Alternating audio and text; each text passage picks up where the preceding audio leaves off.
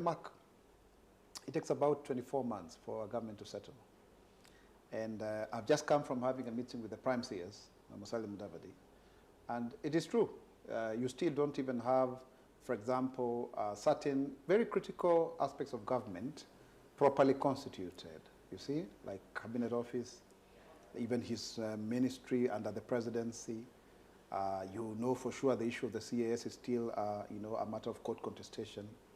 It's actually unconstitutional. It's already been it's ruled by the three-judge bench. There are three conflicting judgments of courts of concurrent jurisdiction.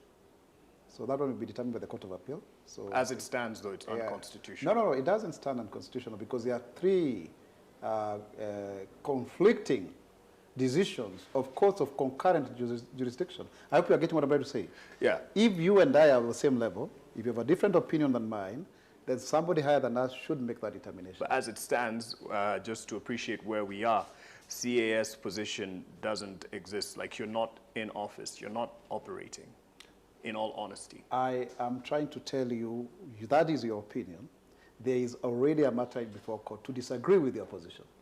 Okay, but the reality of it is, are you working? No, are you being paid for it? I am trying to tell you that there is a contested decision of the High Court, of one court, of equal mandate. Okay. Yes. So the reason I'm really on that point is if a year on we're still on positions, then there's something off in terms of the leadership. Little wonder that we are where we are as a country. Would you agree? I think it's a general principle that governments take up to 24 months to settle. It's not easy to set up government. Do you buy that? If it was a totally new regime that came in 2022, then I would believe that. If they came in with a new president, new CAS and all that. But this is just a continuation of the previous regime.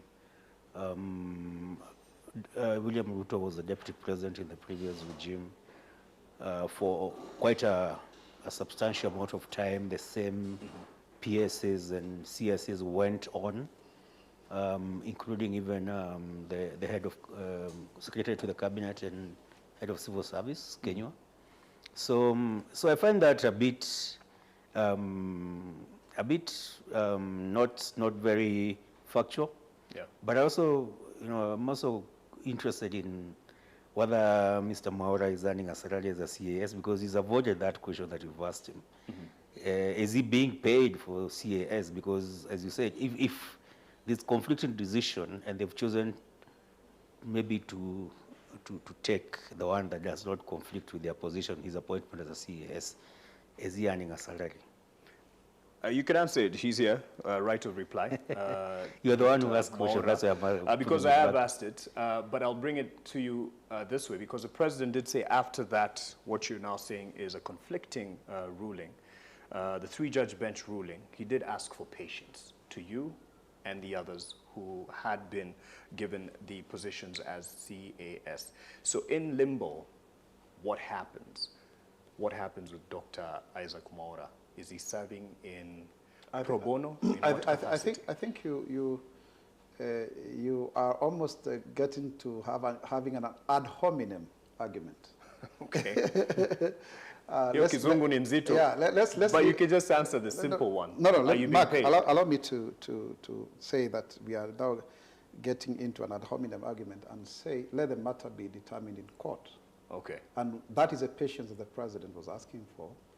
And then we delve now into the issues about the delivery, public service delivery, and whether, for example, if you had more hands and minds in government, you would deliver more to Kenyans. Yeah. So you do agree that we're not delivering what we should be delivering to Kenyans? It would be a lie. It would be a lie to say that we are getting it 100%. I mean, that is not fair to Kenyans. It's not fair even to ourselves. Because even a baby has to really develop like any other child. Like, you have to crawl, you have to, sometimes stagger a little bit before you know how to walk. And maybe my friend, who we have been with in civil society. By the way, let me tell you, my friend, I don't think you ever quit civil society per se. Maybe it could be the one, there's the master status, what people see. But if you truly believe in social change, it's just that you change, you move from one room to another. Okay, this is not a completely new administration, I do agree. But for sure, for the last 4 years of the Uhuru administration, William Ruto was effectively the government in opposition. And Raila Odinga became the opposition in government. So people traded places for all intents and purposes. Some of us who had gone in on Jubilee were even thrown out of parliament. I was a victim. Actually, I was the symbol of being thrown out of parliament, and I was taken through hell for 10 good months, to the point that I had even been gazetted. So we really can't therefore then appropriate governmenting on us, because we did not profit from the full,